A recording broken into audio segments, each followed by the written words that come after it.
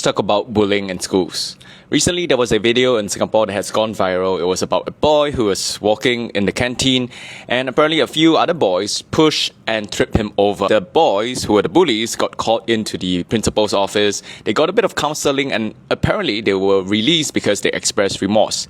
But the bully victim, his mother, uploaded on Facebook a couple of photos that showed him the wounds of how he was strangled, was beaten up, and now she's making a police report. So why do I care so much? I grew up in Singapore in the 90s and I had suffered bullying. For a good 10 years, I was obese. I received name-calling, verbal insults, physical pain. I was even punched in the eye by a construction worker. There were many days that I would have nightmares going to school. I was apprehensive of going to certain parts of school, and some days were really difficult. The thing about growing up as a bully victim is that either you grow from it or you live with it.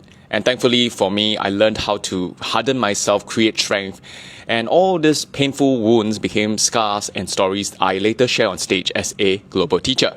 But the thing is, some of the other bully victims don't have it easy.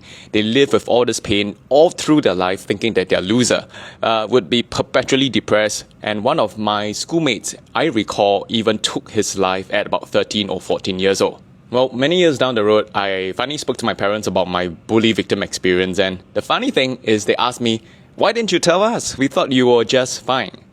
So here's the thing, victim shame is real. And I guess as I reflected, a part of me just didn't want to appear weak, useless, or needy in front of my parents, so I kept it all to myself. If you're a parent watching this, make sure you don't outsource your kid to the teachers, to the systems, or even to your helpers.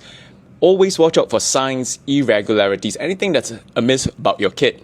Sometimes silence and smiles are just them trying to cope with the pressures of being in school and growing up. So give them space, listen to them, and help them through so they don't have to go through it all alone.